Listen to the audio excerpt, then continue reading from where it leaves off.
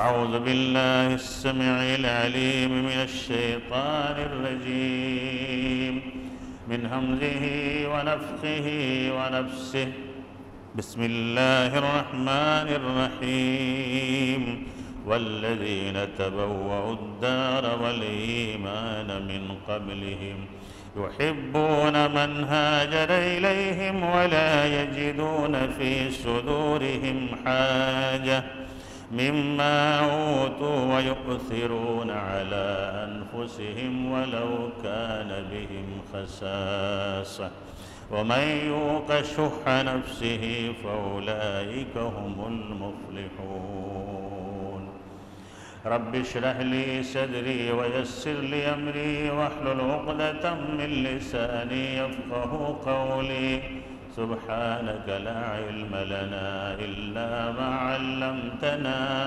إنك أنت العليم الحكيم اللهم إني أسألك علما نافعا ورزقا طيبا وعملا متقبلا محترم سامعین جمعہ، بزرگوں، نوجوان ساتھیوں، عزیز بچوں، پردہ نشین اسلامی خواتین، اللہ رب العالمین کی توصیف، اس کی بڑائی، بزرگی کے بعد بہت ساری رحمتیں، برکتیں، درود و سلام اللہ کے تمام انبیاء اور رسل پر بطور خاص سلسلے نبوت کی آخری کڑی، اس سنسار و کائنات کے آخری نبی محمد الرسول اللہ صلی اللہ علیہ وآلہ وسلم اور آپ کی آل و اصحاب پر، آل و اولاد پر اللہ کی بے شمار رحمتیں اور برکتیں نازل ہوں۔ اللہم صلی علی محمد وعلی آلہ واصحابہ اجمعین۔ پچھلے 2-3 جمعے سے ہم محمد الرسول اللہ صلی اللہ علیہ وسلم اور اصحاب رسول کی ہجرت کے تعلق سے کہہ اور سن رہے ہیں۔ آج کا جو عنوان میں نے لیا ہے وہ یہ ہے کہ جب محمد الرسول اللہ صلی اللہ علیہ وسلم غار ثور سے روانہ ہوئے تو آپ کا کس طرح سے استقبال کیا مدینے کے لوگوں نے، اور کس طرح سے آپ کو اپنے سر پہ بٹھایا اور کس خوشی کا اظہار کیا کہ پوری زندگی وہ خوشی انہیں نصیب نہیں ہوئی جو خوشی محمد الرسول اللہ صلی اللہ علیہ وسلم کو پانے کے بعد ہوئی۔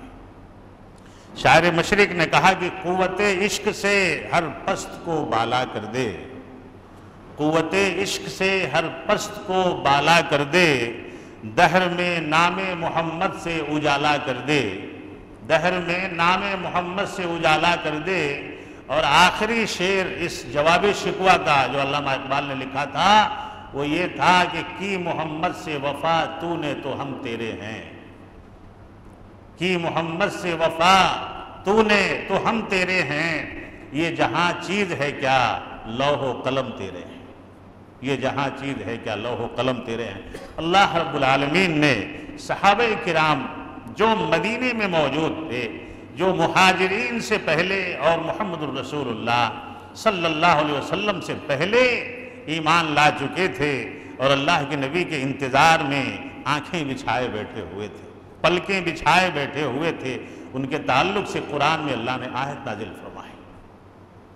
سورہ حشر کی آیت نمبر 9 جب ہم پڑھتے ہیں، اور وہ لوگ والذین تبوؤا الدار، اور وہ لوگ جو پہلے سے وہاں موجود تھے، جو اپنے گھر والے تھے، جن کا اپنا مقام تھا، یعنی مدینے والے، اس سے اس آیت سے مراد انصار ہیں، والذین سے مراد انصار ہیں، جنہوں نے مہاجرین کے لیے اپنی پلکیں بچھائیں، ان کا انتظار کیا، اپنے مال و دولت کو ان کے اوپر نچھاور کر دیا۔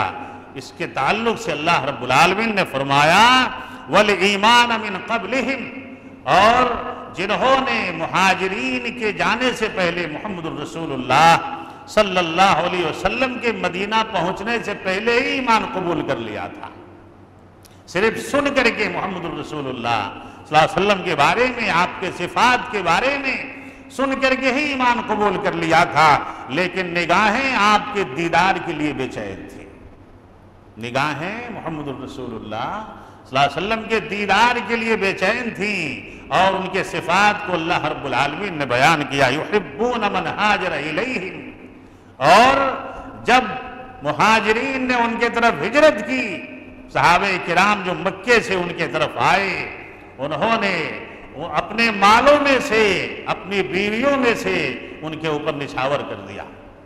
محمد الرسول اللہ صلی اللہ علیہ وسلم کی ہجرت غار ثور سے ہو رہی ہے۔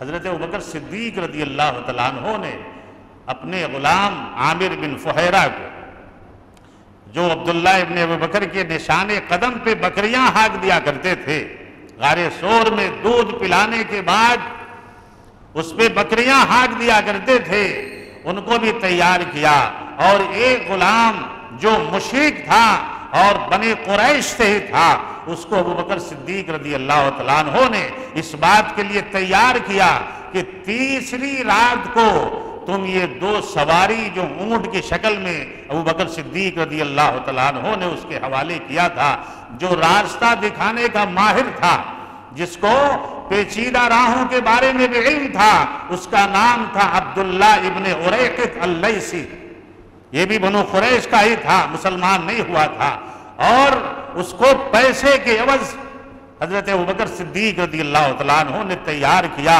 کہ جب 3 راتیں گزر جائیں تو تیسری رات تم اس پہاڑ کے دامن میں چلے آنا، ہم وہاں تمہارا انتظار کریں گے۔ مکے میں ایک بہت بڑی خصوصیت یہ تھی کہ عہد و پیمان کا بڑا لحاظ کیا جاتا تھا۔ اللہ ہمیں بھی اپنے وعدوں کو نبھانے کی توفیق عطا فرمائے۔ عہد و پیمان کا بڑا لحاظ کیا جاتا تھا، وہ مشرک تھا، سواری اس کے حوالے تھی، اور اللہ نے کہا کہ ہم چاہیں تو اسلام کی مدد کافروں سے بھی کرا لیتے ہیں، مشرکوں سے بھی کرا لیتے ہیں۔ پاسباں مل گئے کعبے کو صنم خانے سے، یہ علامہ اقبال نے کہا تھا کہ اور اس بات سے بات ثابت ہوتی ہے کہ 5 میل کا جو راستہ سفر کیا تھا محمد الرسول اللہ صلی اللہ علیہ وسلم نے غار ثور کا، وہ سواری سے نہیں کیا تھا، پیدل کیا تھا۔ مکے سے غار ثور تک پیدل سفر کیا تھا ابوبکر صدیق رضی اللہ تعالیٰ اور محمد الرسول اللہ صلی اللہ علیہ وسلم، اسی لیے آپ کے قدم مبارک چھل گئے تھے، زخمی ہو گئے تھے، بیر گئے تھے۔ یہ تیسری رات کو حسب وعدہ جن اونٹنیوں کو ابوبکر صدیق رضی اللہ تعالیٰ عنہ نے 4 مہینے سے کھلا کھلا کر کے موٹا کیا تھا، تندرست کیا تھا، کہ اس سفر کی صعوبتوں کو یہ سواری جھیل پائے۔ وہ عبداللہ ابن اریقط اللیثی رات کی تاریکی میں پہنچتا ہے، ربیع الاول کا مہینہ ہے، محمد الرسول اللہ صلی اللہ علیہ وسلم کو ابوبکر صدیق رضی اللہ تعالیٰ عنہ اپنے سامنے بیٹھاتے ہیں، خود پیچھے بیٹھتے ہیں، وہاں بھی احترام رکھا، اور ایک مسئلہ یہ تھا کہ پوچھنے والے اگر پوچھیں تو میں یہ کہہ سکوں کہ میرے سامنے، چونکہ ابوبکر صدیق رضی اللہ تعالیٰ عنہ بہت مشہور تاجر تھے اور آنے جانے والے سب آپ کو پہچان رہے تھے، اسی لیے محمد الرسول اللہ صلی اللہ علیہ وسلم کے پیچھے آپ بیٹھے تھے۔ اللہ کے نبی نے ایک سفید کپڑے کا آٹ ڈال رکھا تھا، دھوپ کی تپش نہ لگے دن میں۔ ابوبکر صدیق سے لوگ پوچھتے کہ کون ہے، کہاں جا رہے ہو، تو ابوبکر صدیق رضی اللہ تعالیٰ عنہ فرماتے کہ یہ میرا راہبر ہے۔ کیا کہتے ہیں؟ یہ مجھے راستہ دکھلانے والا ہے، مجھے راہ دکھلا رہا ہے، لیکن بظاہر لوگ اس راستے کی طرف سمجھتے، لیکن ابوبکر کا مسئلہ منشا یہ تھا کہ یہ مجھے دین کی رہبری کرنے والے ہیں، یہ میری دین کی رہبری کرنے والے ہیں، یعنی مجھے ہدایت کے راستے پہ لے جا رہے ہیں۔ محمد الرسول اللہ صلی اللہ علیہ وسلم اور ابوبکر صدیق جب دن کے اجالے میں سفر کر رہے تھے تو پیچھے ایک گھڑ سوار نظر آیا، جو تیزی سے گھوڑے کو دوڑاتے ہوئے اور تیر کا نشانہ لگاتے ہوئے محمد الرسول اللہ صلی اللہ علیہ وسلم تک پہنچنے کی کوشش کر رہا تھا۔ ان کا اپنا بیان ہے، زاد المعاد کے حوالے سے، یہ سراقہ بن مالک رضی اللہ عنہ ہے۔ ان کا اپنا بیان ہے کہ مدلج کے مقام پہ میں کسی میٹنگ میں بیٹھا ہوا تھا تو کسی نے آ کر کے مجھ سے کہا کہ سراقہ، جس شکار کا تلاش ہے اسے میں نے دیکھا ہے، 3 لوگوں کو میں نے دیکھا ہے، اس میں ابو بکر صدیق رضی اللہ عنہ، محمد الرسول اللہ صلی اللہ علیہ وسلم، اور وہ راستے کا دکھانے والا عبداللہ ابن اریقط اللیثی، ان تین لوگوں کو بعض روایتوں میں عامر بن فہرہ کا بھی لفظ آتا ہے کہ وہ بھی ساتھ میں تھے، جو چرواہے تھے ابو بکر صدیق رضی اللہ عنہ۔ انہوں نے کہا کہ نہیں وہ کوئی اور ہوگا، تم نے انہیں نہیں دیکھا ہے، تم نے انہیں نہیں دیکھا ہے۔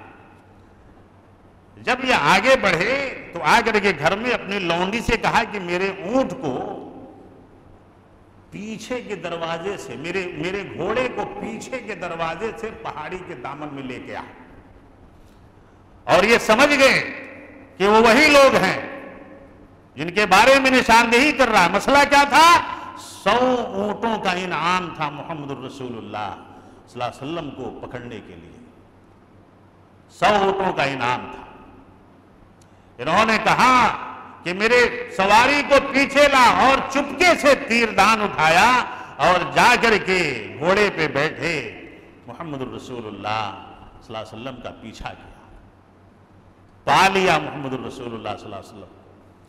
ابو بکر صدیق نے محمد الرسول اللہ صلی اللہ علیہ وسلم سے کہا کہ لگ رہا ہے کہ کوئی ہمارا تعاقب کر رہا ہے، کسی نے ہمیں پا لیا ہے۔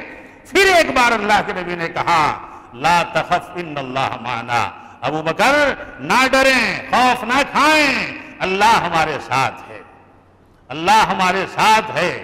میرے دوستوں اور بزرگوں، یہ کہنا تھا کہ ان کے اونٹ کے دونوں گھٹنے زمین میں گڑ گئے، ان کے اونٹ کے دونوں گھٹنے زمین میں گڑ گئے، اور آگے راستہ نہیں مل رہا ہے، لگ رہا ہے کہ کوئی دھواں اڑ رہا ہے، کوئی غبار اڑ رہا ہے، بیچ میں پردہ حائل ہو گیا ہے۔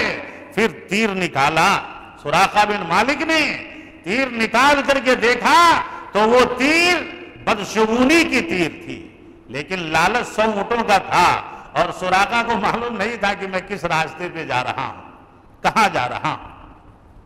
پھر اونٹ کو اٹھایا، گھوڑے کو اٹھایا، پھر سر پر دوڑایا۔ جب محمد الرسول اللہ صلی اللہ علیہ وسلم اور ابو بکر صدیق سے چند میٹر کا فاصلہ رہ گیا تھا کہ گھوڑے کے سینے تک اللہ نے اس گھوڑے کو دفن کر دیا۔ ایسا لگ رہا تھا کہ کسی نے کھوٹا گاڑ دیا ہے۔ سراقہ بن مالک نے محمد الرسول اللہ صلی اللہ علیہ وسلم سے فریاد کیا کہ میرے گھوڑے کو زمین سے نکلنے کی دعا کر دیں۔ یہ معلوم تھا کہ اللہ کے نبی ہیں، ان کی دعا قبول ہوتی ہے، اور انہی کی دعا سے میں اس مصیبت سے نجات پا سکتا ہوں۔ تبھی تو سراقہ نے محمد الرسول اللہ صلی اللہ علیہ وسلم سے فریاد کیا کہ اس مصیبت سے نکلنے کی دعا کر دیں، میں آپ کا پیچھا نہیں کروں گا۔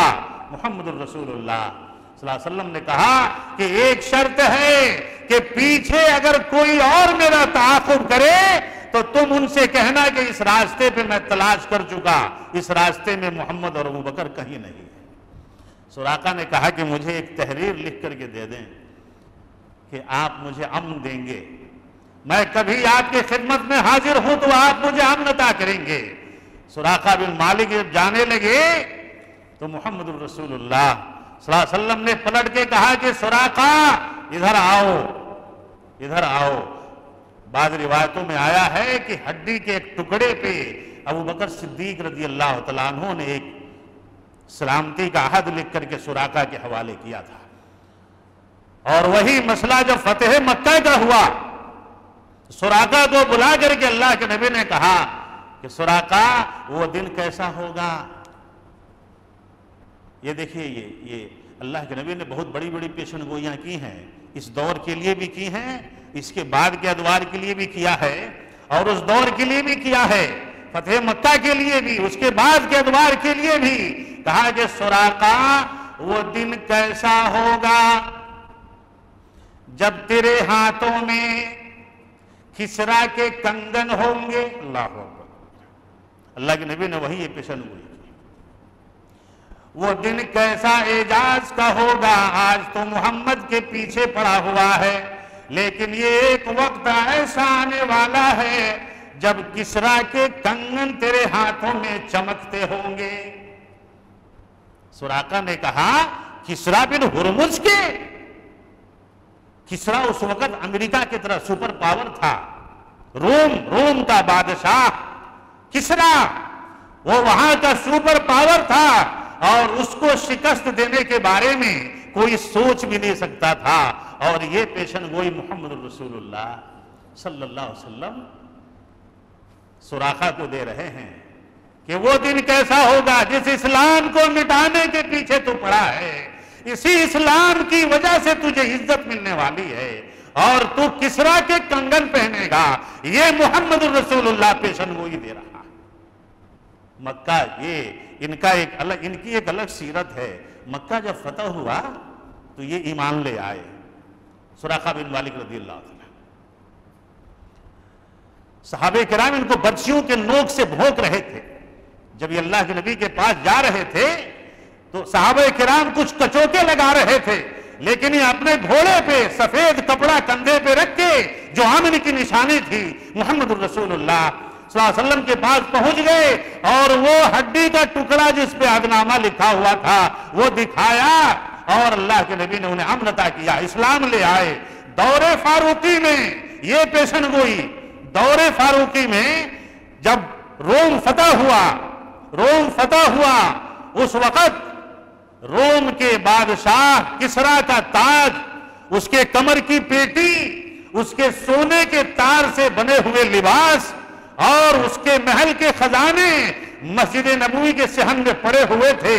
صحابہ کرام کی قطار تھی، حضرت عمر فاروق رضی اللہ تعالیٰ عنہ خلیفہ وقت تھے، ایک لکڑی اور ایک بیت کے سہارے تھے، ان خزانوں کو الٹ پلٹ کر رہے تھے۔ صحابہ کرام کی لائن کھڑی تھی، حضرت عمر ابن خطاب رضی اللہ تعالیٰ عنہ نے اسی لکڑی سے سراقہ بن مالک کی طرف اشارہ کیا کہ سراقہ ادھر آؤ۔ سب سے پہلے انہیں تاج پہنایا جس میں ہیرے موتی جڑے ہوئے تھے، اس کے بعد وہ پٹی پہنائی، اور اس کے بعد وہ سونے کے کنگن پہنائے جس کی پیشن گوئی محمد رسول اللہ صلی اللہ علیہ وسلم نے کی تھی۔ اور جب وہ کنگن پہن لیا اس کنگن کو دیکھتے، آسمان کو دیکھتے، اس کنگن کو دیکھتے سجدہ شکر میں گر گئے کہ کتنے پاک اور کتنے حق نبی کو قتل کرنے میں نکلا تھا جو اللہ کا رسول ہے، جس کی پیشن گوئی آج یعنی تقریباً 15-16 سال کے بعد پوری ہوئی۔ میرے اسلام لانے کے بعد میں اس نبی آخر الزمان کو ختم کرنے نکلا تھا۔ بہرکیف یہ ایک الگ واقعہ تھا۔ محمد الرسول اللہ صلی اللہ علیہ وسلم سفر کرتے ہوئے دوشنبہ کے روز مقام قبا میں پہنچتے ہیں۔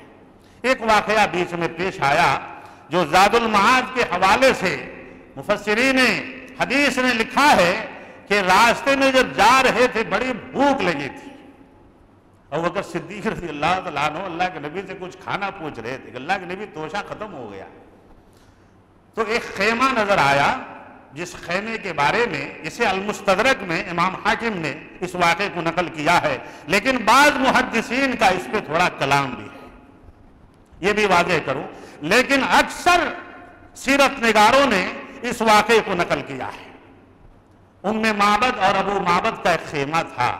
ام معبد اپنے گھٹنوں میں اپنے ہاتھوں کو ڈال کر کے راہگیروں کو کچھ کھلانے پلانے کا انتظار کیا کرتی تھی۔ جب وہاں پہ یہ قافلہ پہنچا محمد الرسول اللہ صلی اللہ علیہ وسلم کا، تو انہوں نے کہا کہ کچھ کھجور یا کچھ گوشت وغیرہ مل جائے تو ہم قیمتاً اسے لے لیں۔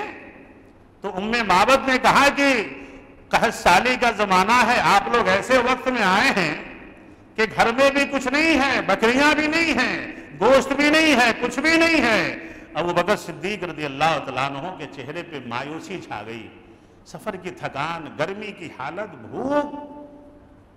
اللہ کے نبی محمد الرسول اللہ صلی اللہ علیہ وسلم نے اپنے غار یار کے چہرے پہ دیکھا اور کونے میں ایک بکری نظر آئی، کمزور اور لاغر بکری۔ یہ ایک بہت بڑا معجزہ تھا محمد الرسول اللہ صلی اللہ علیہ وسلم کے دست مبارک سے۔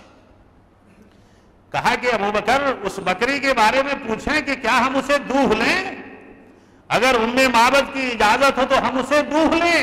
یہ قبا سے تھوڑا پہلے کا واقعہ ہے۔ مقام قبا میں پہنچنے سے تھوڑا پہلے کا واقعہ ہے۔ ام معبد مسکرا کے کہتی ہیں ارے وہ بکری جو ہڈیوں کا ڈھانچہ ہے، اس کے تھن میں نہ دودھ ہے نہ وہ اس لائق ہے، اگر اس میں سے کچھ دوہ سکتے ہیں تو دوہ لیجئے، میری اجازت ہے۔ محمد رسول اللہ صلی اللہ علیہ وسلم نے اس بکری کے پاس جا کر کے بسم اللہ کر کے اس کے تھن کو جیسے ہاتھ لگایا، اس کا تھن دودھ سے بھر گیا۔ ابو بکر صدیق رضی اللہ تعالیٰ عنہ نے کہا کہ کوئی چھاگل ہے؟ چھاگل کا مطلب یہاں پہ جو یہ کیا بولتے ہیں اس کو، یعنی کوئی ایسا برتن جس کا منہ چوڑا ہو، تو ایک چھاگل لا کے دیا گیا اور اللہ کے نبی اسے دوہتے گئے دوہتے گئے دوہتے گئے یہاں تک کہ جھاگ اوپر سے گرنے لگا۔ محمد رسول اللہ صلی اللہ علیہ وسلم نے ابو بکر صدیق رضی اللہ تعالیٰ عنہ کو پلایا، خود بھی پیا، ام معبد کو بھی پلایا، اور پھر ایک بار دوہا بکری کو، پھر بھر گیا تو وہ بھرا ہوا چھاگل ام معبد کے حوالے کر کے آپ وہاں سے روانہ ہو گئے۔ میرے دوست اور بزرگوں، جب وہاں سے روانہ ہوئے ابو معبد آئے تو دیکھا کہ سوکھی بکری سے دودھ کون نکال کے گیا ہے۔ انہوں نے سارا واقعہ بتایا تو ابو معبد نے کہا کہ یہ وہی ہیں، یہ وہی شخص ہیں جن کو مکے والوں نے نکال دیا، انہیں تلاش کر رہے ہیں، یہ اللہ کے نبی ہیں، ان کے علاوہ اور کوئی نہیں ہو سکتا ہے جس کے چھونے سے بکری کے سوکھے تھن سے دودھ نکل جائے۔ اگر میری ان سے ملاقات ہوئی تو میں ان کی بات ضرور مانوں گا اور میں ان پہ ایمان لے آؤں گا۔ اللہ کے نبی محمد رسول اللہ دوشنبہ کے دن مقام قبا میں پہنچتے ہیں۔ تاریخی جگہ ہے۔ اللہ کے نبی محمد الرسول اللہ صلی اللہ علیہ وسلم کے دستے مبارک سے اس زمین پہ سب سے پہلی مسجد جس کی بنیاد اللہ کے نبی نے اپنے ہاتھوں سے رکھی، وہ مسجد قبا ہے۔ آپ 10 دنوں تک وہاں مقیم رہے۔ بعض روایتوں میں اور بھی کئی ایام کا ذکر ہے، لیکن راجع یہی ہے کہ مقام قبا میں محمد الرسول اللہ صلی اللہ علیہ وسلم 10 دنوں تک مقیم رہے اور مسجد قبا کی تاسیس آپ نے، بنیاد آپ نے رکھی وہاں پہ۔ وہاں مدینے والے بے چین ہیں کہ کیوں دیری ہو رہی ہے، کیوں لیٹ ہو رہا ہے۔ مدینے کے انصار یعنی ہمیشہ ہر دن صبح کو ہی آ کر کے پہاڑ کے دامن پہ کھڑے ہو جاتے، اور جب تک دھوپ میں تلخی نہ آ جاتی اللہ تعالیٰ وہی ایمان ہمارے اندر پیدا فرمائے۔ آمین یا رب العالمین۔ آمین بھی نہیں کہتے ہیں یار، یعنی آج فجر میں کتنے لوگ تھے؟ اللہ بارش دیا نا، لوگ بارش کی نمازیں پڑھ رہے ہیں دوسرے علاقوں میں۔ اللہ بارش کتنی اچھی دیا، فجر میں سو گئے، یعنی اللہ کی رحمت نازل ہو رہی ہے، اللہ کا شکر ادا کریں۔ اگر ہاتھ اٹھوا دیں یہاں پہ تو 90% ایسے منحوس ملیں گے جو فجر میں سوئے ہوں گے اپنے بستروں پہ۔ اللہ سے اتنی غفلت، اللہ سے اتنی دشمنی، اللہ کی رحمتوں کی اتنی بے حرمتی۔ میں یہ کہتا ہوں کہ نماز چھوڑنے والی بات نہیں ہے، ہمارے دلوں میں اللہ کی دشمنی پیدا ہو گئی ہے، اللہ اسے دوستی میں تبدیل فرما دے۔ ہم نڈر ہو گئے ہیں، ہم بدماش اور ذلیل ہو گئے ہیں، ہمارے دلوں سے اللہ کا خوف نکل گیا ہے۔ اللہ ہمارے دلوں میں اللہ کا نبی کا واقعہ سن رہے ہو آپ، نبی کا واقعہ سن رہے ہو آپ، کس کے لیے پریشانی اٹھایا، کس کے لیے پتھریلی زمین پہ چلے، کس کے لیے دھوپ میں جا رہے ہیں، کس کے لیے دھوپ کی تپش برداشت کر رہے ہیں۔ لقد من اللہ علی المؤمنین اذ بعث فیہم رسولا، یعنی رسولا من انفسہم، کہ اللہ کا احسان ہے تمہارے اوپر کہ اس نے تمہیں محمد جیسا نبی عطا فرمایا، محمد جیسا نبی عطا فرمایا۔ اس کو کہانی کی طرح نہ سنیں۔ نبی نے مار کھائے کس کے لیے، دھوپ میں سفر کیا کس کے لیے، خود دھوپ برداشت کر لیا، خود پریشانی برداشت کر لی، تپش برداشت کر لیا، تانے برداشت کیے، مار کھائے، تاکہ یہ میری امت جہنم کی تپش سے بچ جائے، جہنم کی یعنی تپش سے بچ جائے، وہاں کی رسوائی سے بچ جائے، وہاں کی ضلالت سے بچ جائے۔ اسی وجہ سے ہمارے اور آپ کے اس کائنات کے نبی نے اتنی پریشانی اٹھائی، اور ہم گھر سے مسجد آنے کی پریشانی نہیں اٹھا سکتے۔ کتنے لوگ ہیں فجر میں؟ کتنے لوگ ہیں فجر میں جانتے ہیں؟ 4 لوگ، 5 لوگ۔ ارے ان گھروں میں اللہ آگ کی بارش کر دے گا، ان گھروں میں آگ برسیں گے، اس گھر میں فتنے برسیں گے۔ اللہ کے نبی کی بددعا ہے ان لوگوں کے لیے۔ اتنی بڑی بڑی مسجدیں بن گئی ہیں، اور یہ منحوس مسلمان، یہ ظالم مسلمان، یہ ہر دھرم مسلمان، یہ پتھر دل مسلمان، یہ نوجوان جو اپنی مستیوں میں سانڈ کی زندگی گزار رہا ہے، کھلگے کی زندگی گزار رہا ہے۔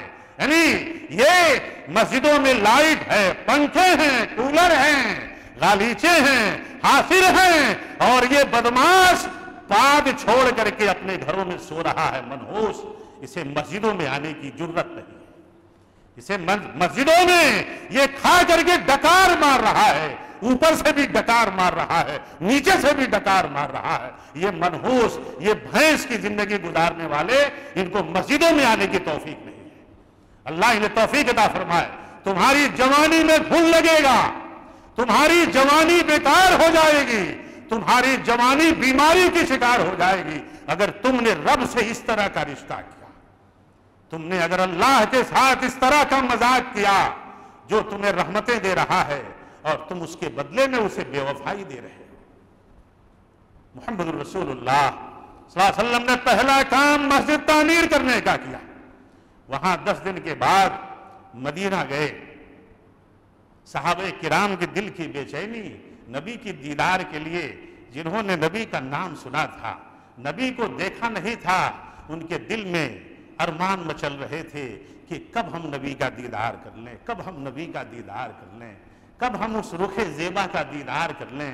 میرے دوست اور بزرگوں، 10ویں دن جب یہ پہاڑ کے چوٹی سے انتظار کر کے نیچے ڈھلان میں جا رہے ہیں، اپنے گھروں کی طرف جا رہے ہیں، ایک یہودی کسی کام سے ٹیلے پہ چڑھتا ہے، اور اس نے دیکھا، اس نے پہچان لیا، سفید کپڑے کا لبادہ ہے، سفید عمامہ ہے، دھوپ کی تپش سے ابو بکر صدیق رضی اللہ تعالیٰ عنہ نے محمد رسول اللہ صلی اللہ علیہ وسلم کا سائبان کیا ہوا ہے۔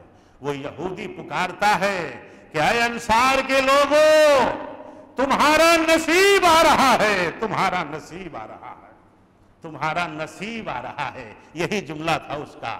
سارے لوگ دوڑے، گھر سے بچیاں نکلی، معصوم بچیاں نکلی۔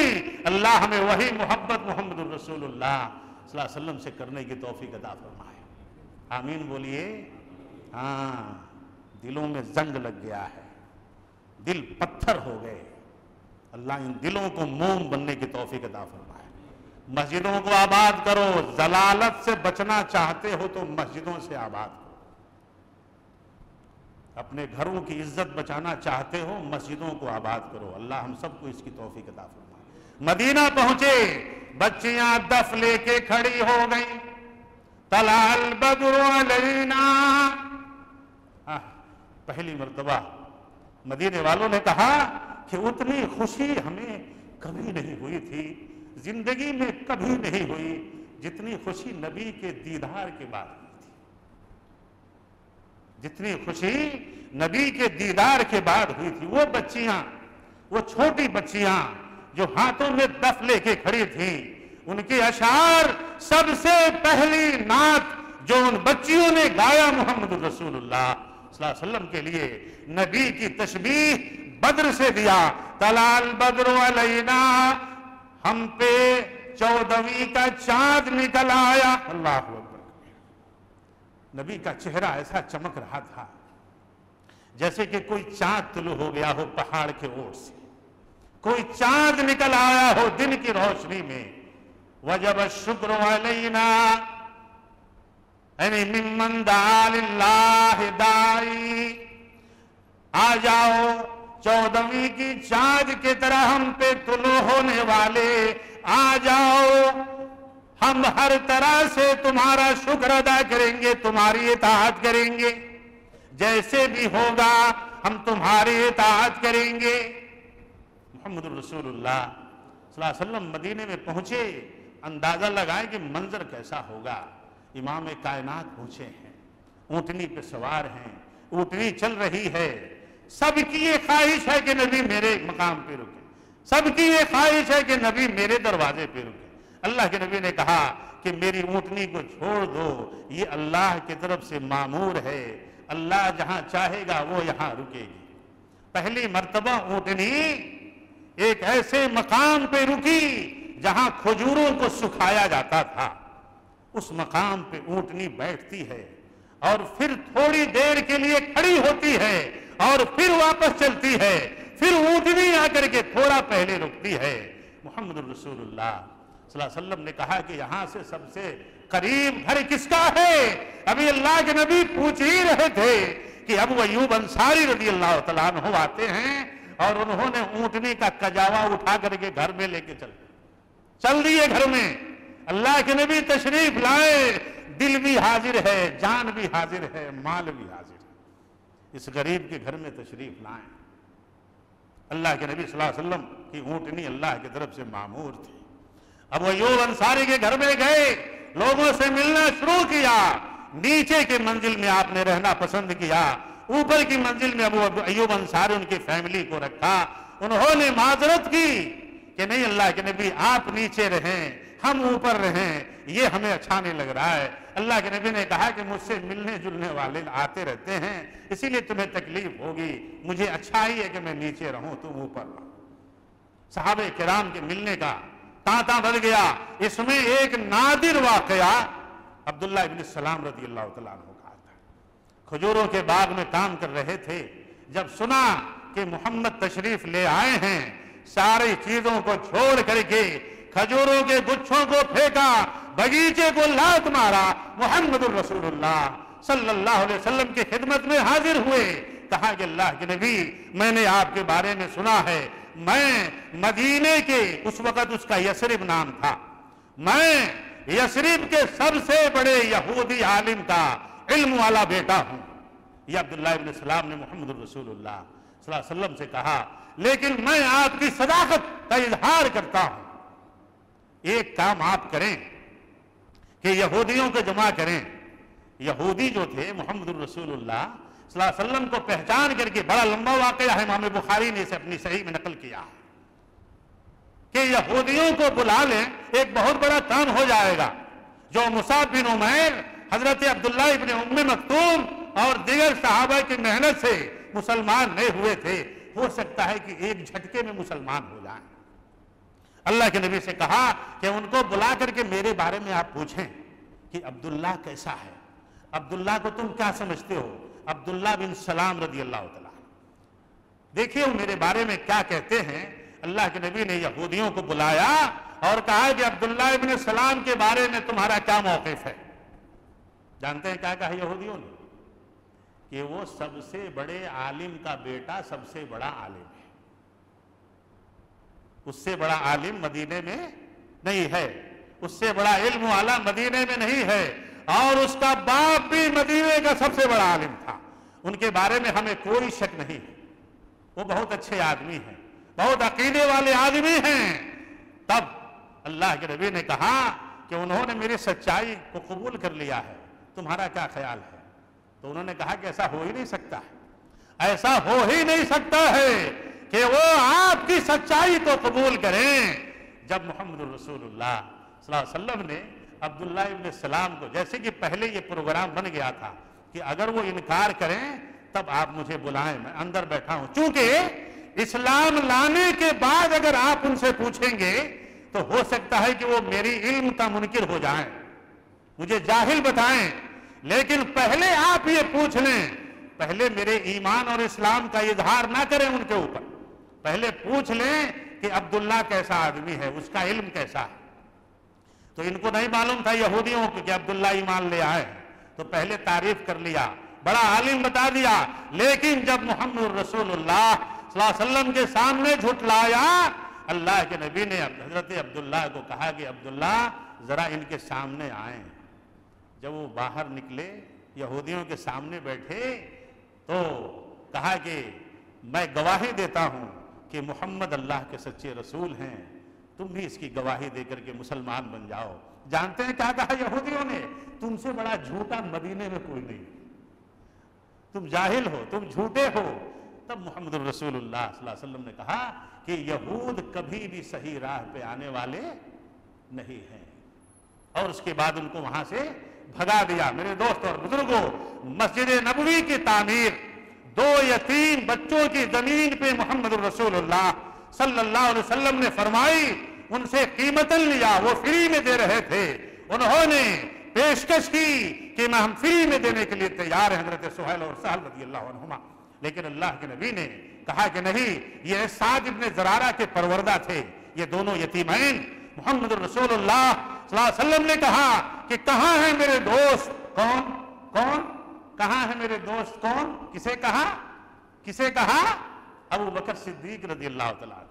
کہا کہ آئیں اور اس زمین کی قیمت ادا فرمائیں۔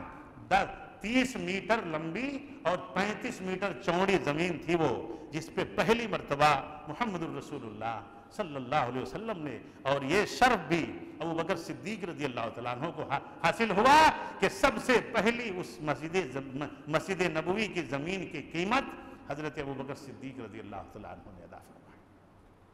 میرے دوست اور بزرگوں، وقت ہو رہا ہے، بہت ساری باتیں رہ گئی ہیں۔ اللہ سے دعا فرمائیں کہ مولا ہمیں بھی نبی سے اسی طرح محبت کرنے کی توفیق عطا فرما دے، ہمارے دلوں میں بھی نبی کی محبت پیدا فرما دے، نبی کی سنت سے محبت کی توفیق عطا فرما، اور ہم جو نڈر ہو کے نمازیں چھوڑ رہے ہیں، اللہ کے نبی نے کہا کہ کافر اور مشرک اور مومن میں اگر کوئی چیز فرق کرنے والی ہے وہ نماز ہے۔ اللہ ہمیں مشرک والی زندگی نہ گزارنے دے، کافر والی زندگی نہ گزاریں۔ جس نے نماز سے اپنا ناطہ توڑ لیا، اس کا نہ اللہ سے کوئی رشتہ ہے نہ محمد سے کوئی رشتہ ہے۔ نماز پڑھنے کی کوشش کریں، مسجدوں کی خالی صفیں آپ کو بلا رہی ہیں۔ دیکھیں کتنے لوگ آئے اذان سے پہلے، دیکھیں یہ مسلمان رسوا نہیں ہوگا تو اسے کیا عزت ملے گی؟ اذان سے پہلے مسجد میں آنے کی کتنی تقریریں نہیں سنے ہوں گے۔ اللہ ہمیں اذان سے پہلے مسجدوں میں آنے کی توفیق عطا فرمائے۔ آمین بولیے، بولو ہاں، کہیں قبول ہو جائے۔ دل سے تو نہیں بول رہے، لیکن اللہ توفیق دے کہ دل سے بولیں۔ اللہ کے گھر میں جھوٹ بولنے کی عادت ہو گئی ہے۔ اللہ نماز کی پابندی کی توفیق عطا فرمائے، آمین کہیے۔ کسی حال میں نماز نہ چھوڑے، جو نماز پڑھتا ہے محبت سے اس کی محبت ہے۔ اللہ ہمیں نبی کی سیرت پہ اس طرح سے عمل کرنے کی توفیق عطا فرمائے، گویا ہم نبی کے قدموں کو، ان کے اعمال کو، ان کے اٹھنے بیٹھنے کو دیکھ رہے ہیں۔ اللہ رب العالمین ہمیں ایمان پہ قائم رکھے، اور جب خاتمہ ہو تو خاتمہ بالخیر عطا فرمائے۔ آمین۔ اقول قولی ھذا استغفر اللہ لی ولکم ولسائر المسلمین انہ تعالی جواد کریم۔